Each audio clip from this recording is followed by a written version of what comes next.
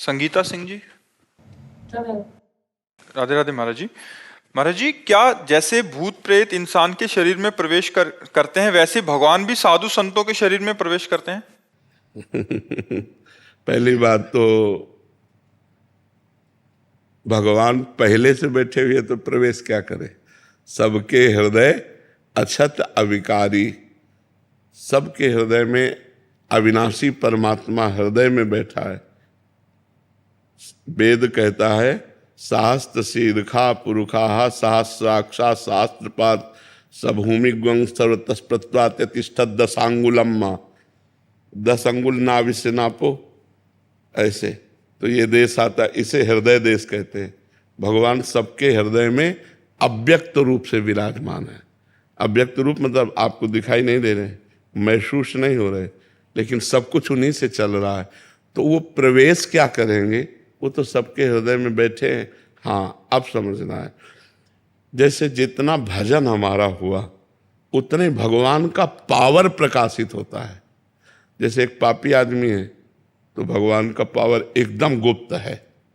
थोड़ा भजन किया प्रकाश हुआ, थोड़ा और भजन किया प्रकाश हुआ, ज्यादा भजन हो गया पूरे विश्व में प्रकाशित हो गया, और ज्यादा भजन हुआ बड़े बड़े चमत्कार प्रकट हो गए, बीमार को ठीक कर दिया, ये कर दिया, वो बड़े बड़े चमत्कार, बड़े सिद्ध, वो भागवतिक प्रभाव है।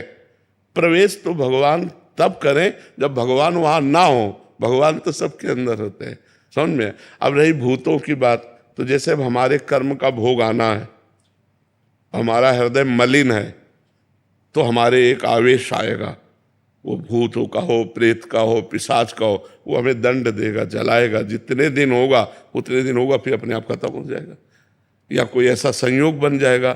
प्रधान हमारा कर्म हमको दंड देगा, ना कि भूत प्रेत। अगर हमारा कर्म नहीं है दंड भोगने का तो इस स्मशान से गुजर जाओ, कहीं कोई तुम्हें नहीं लगे। अगर कर्म है तो घर बैठे तुम्हारे दिमाग खराब हो जाएगा, घर बैठे तुम में प्रेत का आवेश हो जाएगा। पर भगवान का ऐसा नहीं, क्योंकि भगवान सबके हृदय में पहले से विराजमान है। कहो सो कहाँ जहाँ प्रभु ना ही, कहो भाई कोई ऐसी जगह जहाँ प्रभु ना हो, वो तो सब जगह विराजमान। भाग्यश्री मिश्र जी, मुंबई से। राधे राधे। राधे राधे महाराज जी। महाराज जी, आपके श्रीमुख से सुना था कि भगवत प्राप्ति 5 प्रकार की होती है, तो किस प्रकार से करनी है महाराज जी? क्या 5 प्रकार का तात्पर्य होता है, हमारी जैसी भावना होती,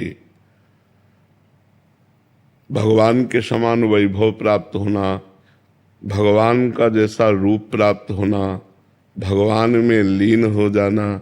जैसे हमारे दास्य, सख्य, वात्सल्य, गोपी भाव, सहचरी भाव, ये भाव है ना, तो हम जैसी भावना करते हैं वैसी हमको भगवान की कृपा प्राप्त होती है।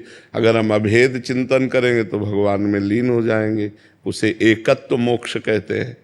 और भगवान के रूप का चिंतन करते हुए जैसे राम रूप का चिंतन किया और उसी में तन्मय हो गए, तो हम राम रूप को भी प्राप्त हो सकते हैं। जैसे भगवान के धाम में जितने जाते हैं सब हरि रूप जाते हैं, वैकुंठ में जितने रहते हैं सब हरि के समान ही रहते हैं, 4 भुजा श्यामलंग सब भगवत, गीध देह तज धरि हरि रूपा आता है ना, हरि रूप धारण करते हैं। तो सारिष्ट सामीप्य, भगवान के समीप रहना, सायुज्य, भगवान का मोक्ष पदवी प्राप्त कर, तो ये भगवान के सब मोक्ष हैं। हमको इस चक्कर में नहीं पड़ना, हमको भजन के चक्कर में पड़ना है कि हमारा 1 मिनट भी भजन से खाली न जाए। बस हमको ये चिंतन करना है, हमको ये चिंतन नहीं करना कि हमें सारिष्ट मोक्ष मिले, कि सारूप्य मिले, कि सामीप्य मिले, कि एकत्व मिले, मालिक जाने। हमें केवल भजन करना है, अच्छे आचरण करना है, भजन करना है, भगवान की लीला कथा सुनकर उसमें मस्त रहना है।